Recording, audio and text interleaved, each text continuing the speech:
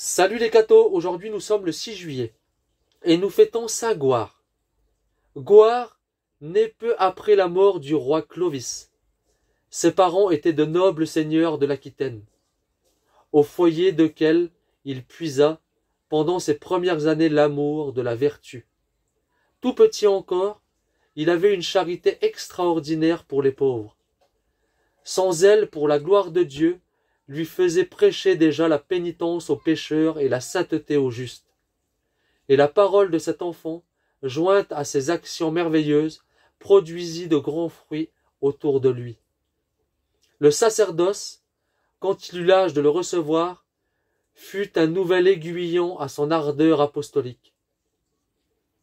Avec l'autorité que lui donnait sa haute vertu, il combattit dans ses prédications tous les vices, le luxe, la discorde, la vengeance, l'homicide et les diverses passions grossières d'une époque encore barbare. Cependant l'apôtre avait, avant tout, des goûts de moine. Aussi quitta-t-il bientôt ses parents et sa patrie pour chercher Dieu dans la solitude. Mais Dieu, qui ne voulait pas que tant de vertus demeurassent stériles, souffla au cœur du solitaire un nouveau feu de zèle. Et Goar, riche de ces progrès nouveaux et des lumières surnaturelles qu'il avait recueillies de sa retraite, parcourut toutes les campagnes voisines, encore païennes. Y prêcha l'évangile et vit avec joie de nombreux convertis recevoir le baptême. Peu de saints furent plus hospitaliers que lui, et c'est par ses bons procédés, ses aumônes, ses réceptions cordiales et généreuses qu'il sut rendre populaire la doctrine qu'il pratiquait si bien.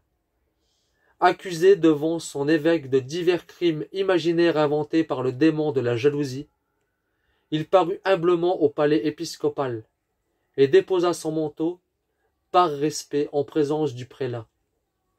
Mais, en croyant le suspendre à une tige de métal, il le suspendit à un rayon de soleil. L'évêque ne fut point touché de ce prodige. Cependant, il dut bientôt reconnaître l'innocence du saint, manifestée à sa confusion par un nouveau miracle.